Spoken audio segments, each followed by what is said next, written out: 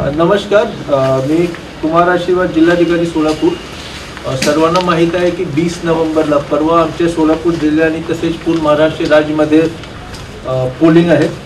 तर मी सर्व सोलापूरचे नागरिकांना मी आवाहन करतो की आपण आवर्जून मतदान केंद्रावर जाऊन आपले मतदान करावे।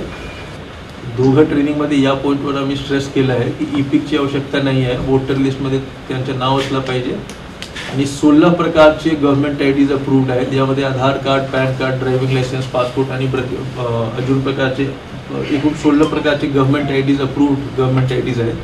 त्यापैकी जर एकही त्यांच्याकडे आहे तर ते वोटिंग करू शकतात।